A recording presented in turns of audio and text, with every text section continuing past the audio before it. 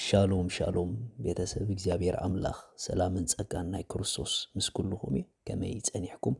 ኣናኹም ሰላሕ ዲኔ ሎም ድማ ናይ መዓልቲ ቃል ክንካፈል ኢና ሎም እንካፈሎ ንኸቢድ ኩነታት ብሓጎስ ምስዓር ዝብል እዩ ሪኹም ብሩኻት ኣብ ዓለም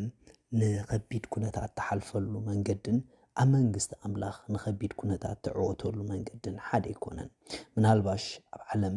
ከቢድ ኩነታት ከጋጥመና ከሎ ክንጭነቕ ንቡር ክኸውን ይኽእል እዩ ኣብ መንግስቲ ኣምላኽ ግን ኣብ ከቢድ ኩነታት ክንጭነቕ ንቡር ኣይኮነን ምኽንያቱ ኣብ መንግስቲ ኣምላኽ ዘሎ ኣሰራርሓ ከምቲ ብዓለም ዘሎ ኣሰራርሓ ኣይኮነን ኣብ መንግስቲ ኣምላኽ ንኸቢድ ኩነታት ኣብ ሂወትና ዝመፁና ዘበሉ ፀበባታት ካብቲ ሓደ ንዕወተሎም መንገዲ ሓጎስ እዩ ብሓጎስ ንጸልማት ምስጋር ብሓጎስ ንኸበድቲ ኩነታት ናይ ሂወት ምስዓር ብሓጎስ ካብቲ ጽብብ ዝበለና መምላጥ ሓጎስ መምለጢ እዩ ሓጎስ መስዓር እዩ ካብቲ ሓደ እግዚአብሔር ኣምላኽ ንደቁ ዝሃቦም ንኹሉ ዓይነት ዘጋጥሞም ኩነታት ክስዕርሉ ድኽእሉ ብክርስቶስ ምሕጓስ እዩ እዚ ሓጎስ እዚ እንተደኣ ተለማሚድናዮ ማንም ዓይነት ኩነታት ኣብ ሂወት ከጋጥመና ከሎ ተዓዊትና ክንወፅእ ንኽእል ኢና መጽሓፍ ቅዱስ ክዛረብ ከሎ ኣብ ያዕቆብ ምዕራፍ 1 ጥቕሲ 2 ከምኡ ድብል ቃል ኣሎ ኣሕዋትየ ኢሉ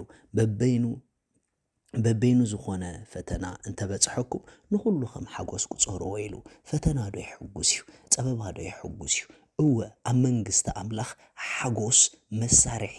ኣጽዋር መምለጢ እዩ ስለዚ ንኹሉ ከም ሓጎስ ቁጸርዎ ስለ ጎይታ ዝመፀኩም ፀበባ ከም ሓጎስ ቁጸርዎ ከምኡውን ኣብ ሂወት ተኣትውዎ ፀበባ እምነትኩም ንፍተነሉ ፀበባ ብዝተፈላለየ መንገዲ ተሓልፍዎ መከራ ነዚ ድማ ብክርስቶስ ብምሕጓስ ተዓወትሉ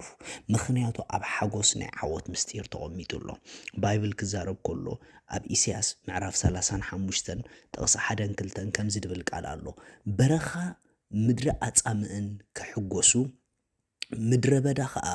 እልል ክብል ከም ጽጌረዳ ድማ ክዕንብብ ይሪኹም በረኻ ምድሪ ኣጻምእንስ ክሕጎሱ የሚሉ በረኻ ኮላ ሓደ ነገር ደይብሉ እዩ ምድሪ ኣጻምእ ኮላ ሓደ ነገር ደይብሉ እዩ ነዚ ናብ ሂወትኩም ኣምጽኦ ምናልባሽ ሂወትኩም በረኻ ክኸውን ይኽእል እዩ ናብራኹም በረኻ ክኸውን ይኽእል እዩ ሓዳርኩም በረኻ ምድሪ ኣጻምእ ክኸውን ይኽእል እዩ እዚ ማለት ገለ ተስፋ ዘይብሉ ገለ ተስፋ ዘይረኣየሉ ዓይነት ኩነታት ኣብ ሂወትኩም ክህሉ ይኽእል እዩ ግን ኢሉ መጽሓፍ ቅዱስ በረኻን ምድሪ ኣጻምእንስ ብጭንቀት ኣይኮኑን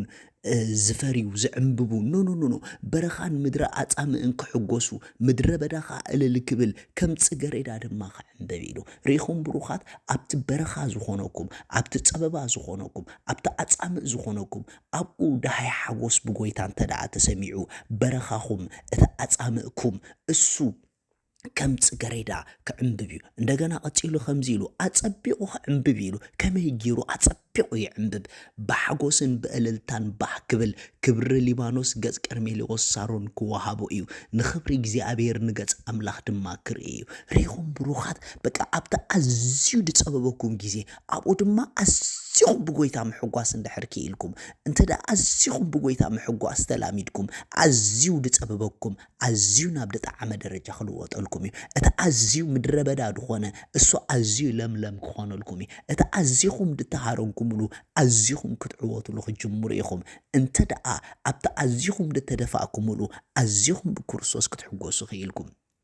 ኢየሱስ ጎይታ እዩ እሞ ይከኣል ማለት እዩ ኣብቲ ጽብብ ድበለና ኣብቲ ኩሉ ነገርና ባዶ ዝኾነሉ ብሓጎስ ጌርናስ ካብ ባዶነት ከነምልጥ ንኽእል ኢና ያ ኣብቲ ድጸበበካ ግዜ ኣብቲ ድጸበበኪ ግዜ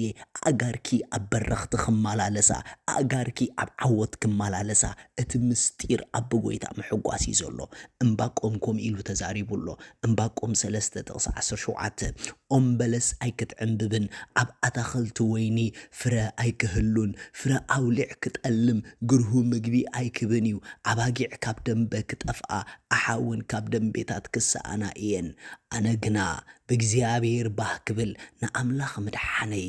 እልል ክብሌ እግዚአብሔር እቲ ጎይታ ሓይለዩ ንሱ ነጋረይ ከም ናይ እራብ ይገብረን ኣብቲ በሪኽ ቦታይ እውን ከመላለሰኒ እዩ ርኢኹም እግዚአብሔር ከመይ ገይሩ ሓይሉ ኮይንዎ እግዚአብሔር ከመይ ገይሩ ንእጋሩ ኣብ በረኽቲ ኣመላሊሱሉ እሞኸ ኣብቲ ኣሓ ካብ ደንበ ዝጠፍኣሉ ጊዜ ኣብቲ ኦም በለስ ፍረ ዘይትበሉ ጊዜ ኣብቲ ኣባጊዕ ካብ ደንበ ዝጠፍኣሉ ጊዜ ኣብቲ ኩሉ ባዶ ዝኾነሉ ጊዜ ኣብዚ ሰዓት እዚ ኣምላኽ ከመይ ገይሩ ሓይሉ ኮይንዎ ኣብዚ ሰዓት እዚ ኣእጋሩ ከመይ ገይረን ኣብ በረኽቲ ተመላሊሰን ምኽንያቱ ኣብዚ ሰዓት እዚ እምባቆም ብጎይታ ተሓጊሱ እዛ ብጎይታ ምሕጓስያ ኣብ ልዕሊ ዝኩሉ ኩነታት ንኽወፅእ ሓይሉ ከም ንስራሕ ሓዲሳትሉ መጽሓፍ ነህምያ ክዛረብ ከሎ ሓጎስ እግዚኣብሔር ሓይልኹም እዩ ስለዚ ኣብቲ በርቲዕኩም ደሎ ኩነታት ሓይልኩም ክትወፁ ዘሕይለኩም መንገዲ ንበርትዐኩም መንገዲ ሓጎስ እግዚኣብሔር እዩ ስቁ ኢልኩም ተሓጎሱ እንዳሰዓርኩም ከዓ ክትጎድኢኹም ሻሎም